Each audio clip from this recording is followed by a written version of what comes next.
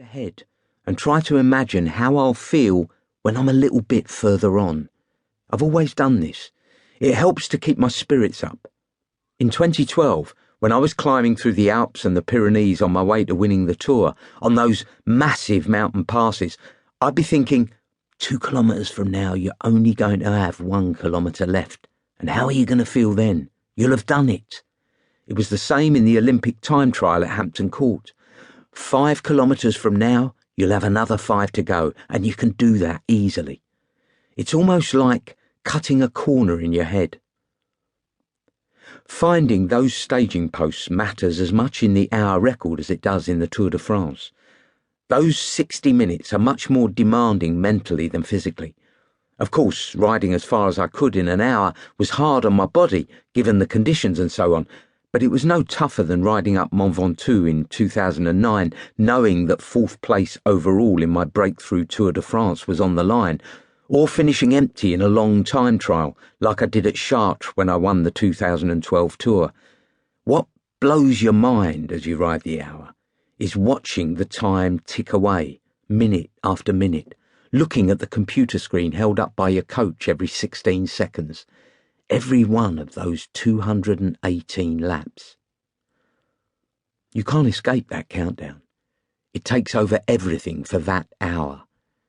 And that is what made it a harder challenge mentally. That, put together with the fact that I had known for the previous 6 months that I was going for the hour on 7th of June 2015 in front of a sellout crowd of 6,000 in the London Olympic Velodrome, live on TV with over 1 million people watching, with absolutely nowhere to hide.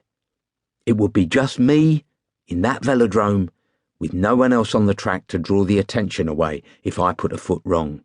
You play all that down beforehand. Oh yeah, I'm going to thrive off it on the day. When it's done, you look back and think, God, I was under a lot of pressure there. That's why you need every mind game you can come up with. The organisers had asked me what music I wanted them to put on the PA as I entered the track centre, and what I wanted to hear while I waited for the starter's gun. I asked for the Prodigy's Fire Starter for when I was in the gate, from my youth, quite pumped up, a bit punky. For my entrance into the velodrome, I asked for Stone Love by the Supremes, purely because when the Stone Roses did their comeback tour in 2012, they always used to come on stage to that. I don't actually know if they played them or not, because the noise was so deafening on the day. The crowd drowned it all out. It was bizarre, coming up into the track and finding a full house. For 7 weeks I'd been training in empty velodromes around Europe, and now, this.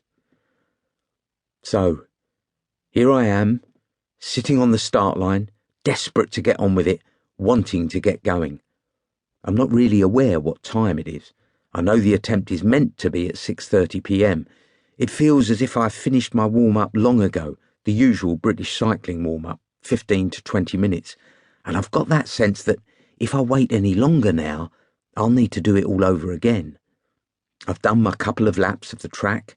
The bike's already in the gate. Let's do this. Let's go. I want to get on with this.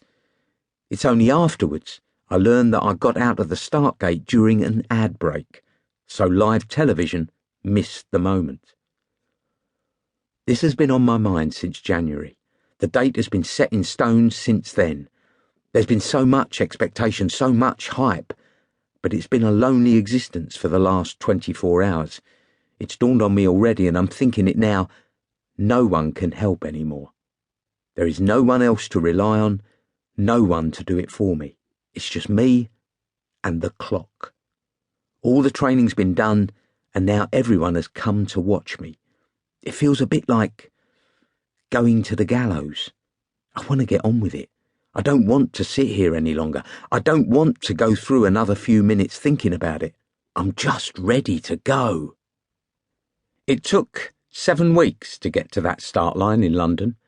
I rode my last race for Team Sky, Paris-Roubaix, on 12th of April.